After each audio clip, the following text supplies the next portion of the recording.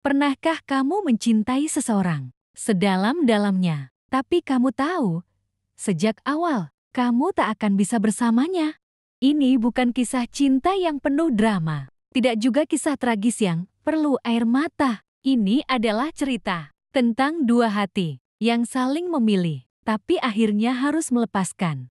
Jika kamu pernah bertanya, apakah cinta bisa kalah oleh kenyataan? Tonton cerita ini sampai akhir. Karena mungkin ini juga adalah kisahmu yang belum sempat kau ceritakan. Kita yang tak bisa jeti kita, namaku Raka. Dan kisah ini tentang sebuah cinta yang tumbuh bersama waktu, tapi tidak pernah benar-benar bisa sampai ke tujuan.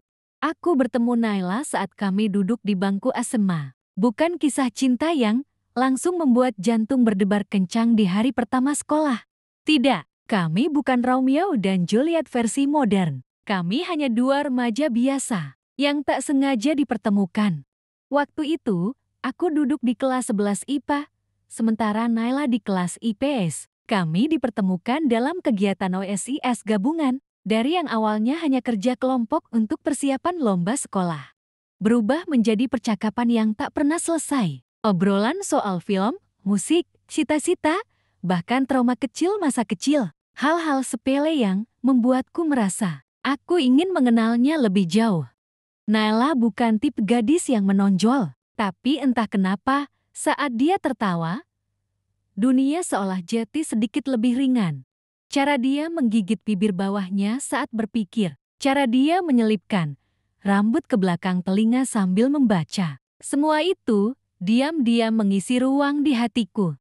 Dan ternyata, rasa itu tumbuh juga di dirinya. Kami mulai saling mencari. Pulang bareng, belajar bareng, diam-diam saling menyimpan foto di dompet. Waktu itu, dunia kami terasa kecil, hanya sekolah, rumah, dan satu sama lain. Kami tahu kami berbeda. Dari awal sudah tahu, aku Muslim, Naila Kristen. Tapi waktu itu, kami terlalu muda untuk memikirkan konsekuensinya. Kami pikir, nanti saja. Yang penting, sekarang bahagia dulu. Dan saat itu, kami memang bahagia.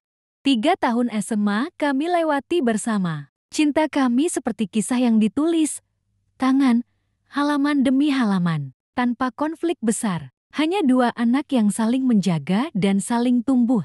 Lalu datang masa kuliah. Aku diterima di salah satu kampus jurusan teknik, sipil. Naila lolos ke kampus yang berbeda dari kampusku, Fakultas Psikologi. Kami berpisah kota. Awalnya menakutkan, tapi ternyata jarak bukan musuh terburuk kami. Kami bertahan. Kami mulai belajar menulis surat fisik surat, sungguhan, meski zaman sudah canggih. Karena rasanya beda, membaca tulisan tangan orang yang kau cintai. Kami mengirim paket, CD lagu favorit, buku, bahkan hoodie bekas aroma tubuh satu sama lain. Satu-satunya hal yang tidak bisa kami kirim, kebersamaan. Kami saling menguatkan. Saat skripsi membunuh mental, saat dunia terasa terlalu keras. Naila pernah bilang, kalau kita bisa bertahan sejauh ini, masa kita nggak bisa sampai pelaminan? Waktu itu aku percaya, kami sama-sama percaya. Tapi entah sejak kapan, bayangan masa depan kami mulai retak. Masalahnya bukan kami, tapi dunia di luar kami. Di tahun terakhir kuliah, kami mulai bicara serius soal menikah. Kami duduk di sebuah kafe di kota. Malam itu, aku masih ingat jelas. Lampu kuning remang, gerimis tipis, dan tangan Naila menggenggam tanganku erat. Di tahun terakhir kuliah, kami mulai bicara serius soal menikah. Kami duduk di sebuah kafe di Jogja. Malam itu, aku masih ingat jelas. Lampu kuning remang, gerimis tipis, dan tangan Naila menggenggam tanganku erat.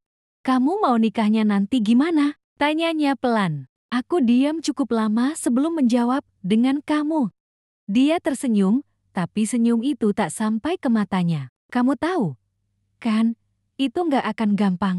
Dan di situ, semuanya mulai berubah. Kami tahu kami beda agama, tapi selama ini, kami menyimpannya di laci hati yang terkunci. Kami tahu ini akan datang.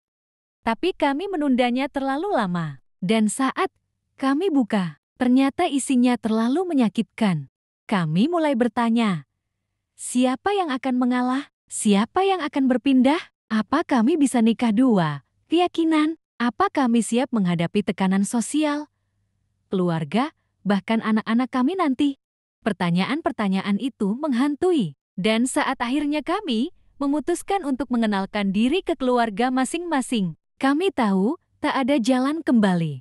Keluargaku menolak, bukan dengan marah, tapi dengan kecewa yang diam-diam membunuh. Ibuku hanya menangis. Ayah berkata, "Nak, agama bukan soal kamu dan dia saja, tapi soal nilai, cara hidup, bahkan kematian." Dan aku terdiam, karena jauh di lubuk hatiku, aku tahu ayahku tidak salah.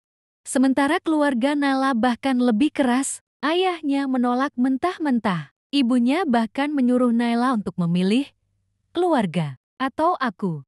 Naila pulang dari rumahnya dengan mata bengkak, dan malam itu, dia datang ke kosanku. Hujan mengguyur. Dia berdiri di depan pagar, basah kuyup. Waktu aku bukakan pintu, dia memelukku kencang dan menangis seperti anak kecil. Aku capek, Kak. Aku capek berusaha menjelaskan cinta kita ke dunia yang gak mau dengar.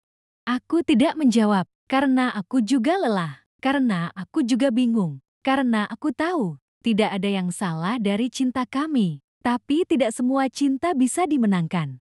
Hari-hari berikutnya, kami berubah, tidak lagi penuh tawa. Setiap pertemuan berubah jadi perdebatan, bukan karena benci, tapi karena ketakutan.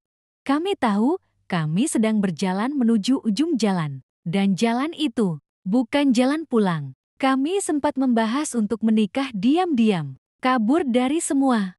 Tapi aku melihat wajah ibuku terbayang di pelaminan. Dan Nala pun begitu. Kami sadar, jika harus saling menyakiti keluarga untuk bersama, maka cinta kami tidak lagi suci. Dan akhirnya, kami memilih berhenti. Hari itu kami bertemu di stasiun. Aku antar dia naik kereta. Hujan turun. Lagi-lagi, seolah langit pun tahu, ini bukan perpisahan biasa. Kami tidak banyak bicara, hanya saling tatap, saling genggam, saling hafal aroma satu sama lain. Sebelum dia naik kereta, Naila berbisik, "Kalau nanti kamu bahagia, jangan merasa bersalah karena bukan sama aku." Dan aku menjawab, "Kalau nanti kamu bahagia, jangan lupa, kamu pernah dicintai sepenuh hidupku." Dia tersenyum, tapi kali ini aku tahu itu senyum perpisahan. Kereta berangkat. Aku berdiri cukup lama di peron, sampai keretanya menghilang, sampai hujan reda, sampai tidak ada lagi yang bisa kulihat, kecuali kenangan. Sekarang, bertahun-tahun telah berlalu. Aku bekerja di Jakarta. Hidupku berjalan, tidak sempurna, tapi cukup. Kadang, saat malam terlalu sepi, aku membuka kembali surat-surat lama dari Naila. Tulisannya masih sama, harumnya sudah hilang, tapi rasa itu tetap tinggal. Beberapa minggu lalu, aku mendengar kabar Naila akan menikah. Bukan denganku, tentu saja, tapi aku tidak menangis. Aku tidak marah, aku hanya diam. Karena aku tahu, aku dan Naila memang pernah bersama, tapi tidak ditakdirkan untuk selamanya. Cinta kami bukan cinta gagal. Cinta kami tidak kalah. Cinta kami pernah ada, tumbuh, dan hidup. Tapi tidak semua cinta harus dimiliki. Tidak semua cinta harus sampai. Kadang, cinta yang paling besar adalah yang kita relakan pergi. Dan kisah ini adalah tentang kami. Tentang dua orang yang saling mencintai. Tapi tak bisa jeti kita. Aku dan Naila, kami tidak bersatu. Tapi bukan berarti cinta kami sia-sia. Karena kadang, cinta yang sejati bukan tentang memiliki, tapi tentang pernah hadir di hidup seseorang dan mengubahnya untuk selamanya. Jadi jika suatu hari kamu harus melepaskan, bukan karena berhenti mencintai, tapi karena cinta itu sendiri yang mengajarkanmu arti pengorbanan. Dan kalau kamu bertanya, apa cinta kami nyata? Ya, kami nyata. Tapi kami hanya tak bisa jeti kita. Semoga kisah ini bermanfaat bagi kalian. Jangan lupa like, komen, dan subscribe. Terima kasih telah menonton.